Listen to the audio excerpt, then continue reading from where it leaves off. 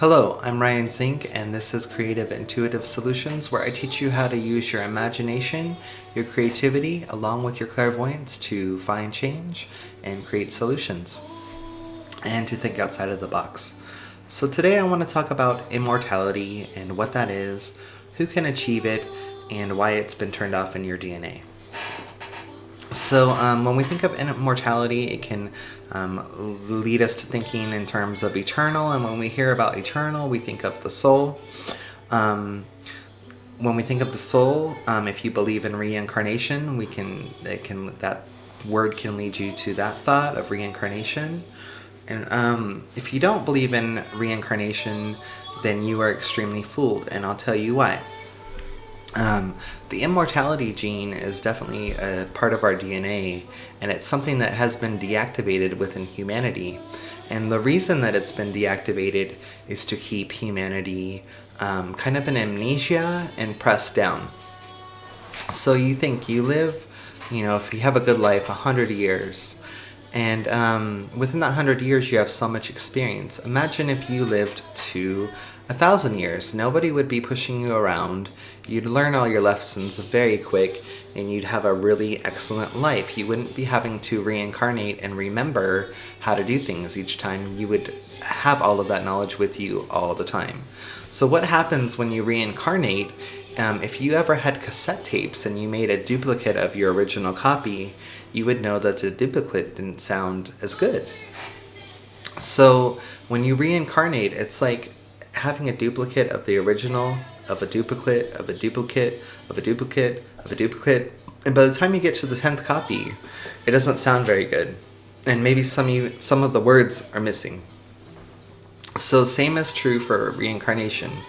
When you reincarnate, you don't always have access to all of your information, all of your wisdom, or all of your knowledge throughout every lifetime. It takes a lot of effort to get that information back into the body. And then if you die at age 100 and then you reincarnate, you have to start all over again. People have the belief that if you become so aware throughout each lifetime that in the next lifetime you'll come with that awareness again, and that is not always true. The incarnation process has been designed kind of as a reset. So each time you go into a new lifetime, you're kind of resetting, and you only have access to a certain amount of your information. And it is like creating a duplicate of a duplicate of a duplicate, kind of like with the old cassette tapes. But what is possible is immortality. And people aren't aware of what immortality is. And immortality means that your body lives forever. So we are in the 3D dimension, or the 3D physical dimension, which is very dense. And when you become immortal and you kind of master that, you can take your body from a dense physical energy into a light, into a form of light, and you can go into any dimension, any lighter, less dense dimension with your body, and you can travel that way with your body through any dimension. And you can also come back into the physical world and live in a more dense physical reality as well. So that's what kind of happens when you reach that point of immortality. And I'll use Jesus as the example, which I really hate to do because everybody kind of puts all of their faith around that one story, and I don't believe the full story.